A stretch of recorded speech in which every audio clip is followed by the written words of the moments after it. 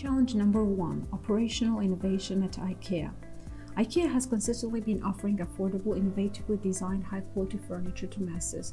This has been achieved through a series of operational innovation initiatives, 3 of which we're going to discuss in this presentation.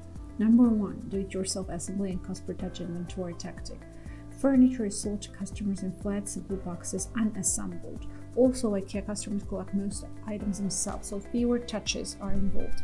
Cost savings are achieved along packaging, assembly, storage, and transportation. We consider these as an OI due to the so-called IKEA effect.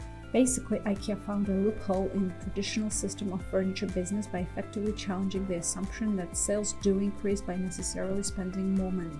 We think that the biggest challenge in implementing this OI would have been properly educating customers how to flawlessly put the furniture together.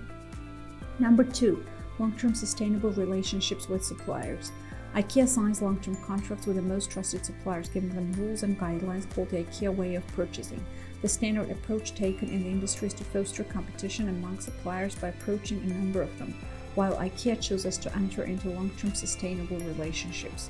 Such an unusual approach helps to improve quality standards while at the same time reduce costs.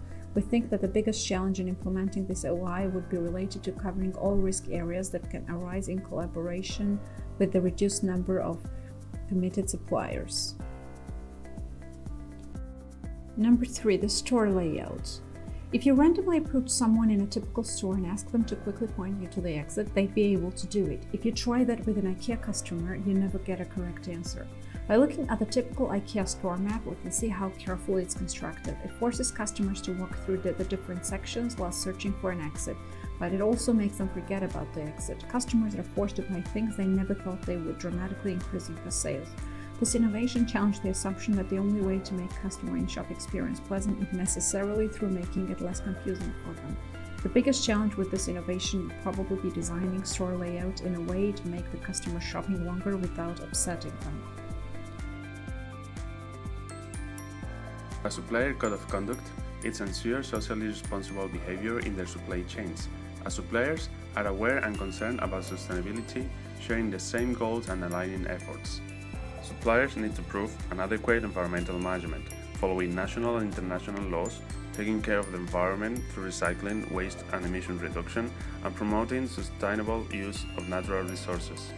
From a social approach, this code pushes suppliers to provide high standard work environment, avoiding discrimination and safeguarding workers' rights, and also taking care of the community. Suppliers must take care of their employees and never use child labor. Economic sustainability is key, and also the result of the previous factors. Taking care of the environment and the community will embrace a consistent economic growth. Common sense. They don't indoctrinate the employees. They encourage them to develop empathy, self-awareness, and other personal skills that allow workers to face dilemmas and solve them by themselves. Rules can be forgotten, but a proactive and respectful mindset can't be shut down. Trust line. For those situations where their values are violated and some non-tolerated practices can lead to legal or disciplinary actions, they created the trust line. After raising a concern through the trust line, a manager will assess the case to address the problem. Embracing improvement. Through the code, they embrace employees not just to improve the working environment, but their whole life, encourage them to acquire sustainable habits and become better as human beings. The compliance model is based on monitoring suppliers through audits to verify that they are engaged with the concerns of IKEA and sanctioning them if needed. The cooperative model is based on a collaborative mentality, like a symbiosis, where their efforts are aligned, benefiting both parts. The best way to ensure that the I way is being respected by suppliers is by applying both models. With its Forest Positive initiative, IKEA strives to make its use of wood more sustainable. It includes 4 main pillars. 1. Make more from less. IKEA continuously improves processes and designs in order to reduce waste. 2. More sustainable sourcing. In 2020, 98% of wood came from recycled or FSC certified sources. 3. All suppliers must meet the I-Way forestry standard. IKEA carries out audits and traces the wood back to the forests in order to suspend illegal logging. 4. Activities beyond the IKEA need. IKEA is one of the founding members of the Forest Stewardship Council and certifies forests together with WWF worldwide. Last January, IKEA released the Forest Positive 2030 Agenda. It supports projects to enhance biodiversity and sets targets for IKEA to use at least 1/3 of its wood from recycling.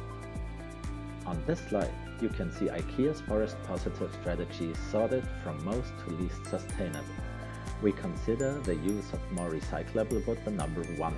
It is the most sustainable way to consume less virgin and more recycled wood. Number two is for IKEA to drive higher procurement targets and standards. With pressure on its suppliers, IKEA can make a positive impact beyond its own needs and become a role model for other manufacturers of furniture. Number three on the sustainability scale is for IKEA to lease more forest land and then to transform non-certified forests into FSC certified ones. IKEA could use the strategy to have an impact, particularly in countries with massive deforestation. We consider the use of particle board the least sustainable measure because there is much energy needed in production, there are toxic substances inside, and it is difficult to recycle. I will be taking you through Challenge 11 centered around the equation of satisfaction equals perception minus expectations. IKEA is all about customer centricity, and they categorize their customers into three segments: happy customers, unhappy customers, and middle group customers, of which they focus on the middle group who don't have a good experience. They use various ways to measure how customers feel and what they have to say about their experience, using Smart Survey to get instant feedback, SMS survey for real-time communication, and mobile response surveys where they are able to take a proactive approach, making contact with that customer the same day to address any challenges. IKEA also adopts a standardized model, however, adapts to local preferences, but the perception of an IKEA store is common worldwide. When we look at perception and how IKEA uses the five senses, touch, smell, sight, taste, and hear, what I would like to highlight is that the first thing that customers see when they walk into an IKEA is the big blue and yellow signature logo. Another sense to highlight is sound. A very common element of sound are the announcements on special deals, announcements on missing children, and trolleys being pushed. Let's not forget about the scent of the famous Swedish meatballs and the scent of the fragrance, which leaves an everlasting memory and has an influence on customers' emotions. Lastly, when we look at expectations, IKEA customers expect low price, good quality, and long-lasting items. A common gap amongst companies' marketing is what customers see is actually not what they experience in a store. In IKEA's case, what you see is what you get, which has built trust amongst customers. You will also find an interesting link to a video on how IKEA drives people to stores using social media.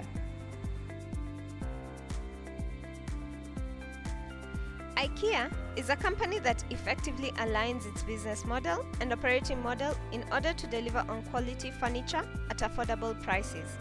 IKEA relies on its value chain to optimize its production and overhead costs.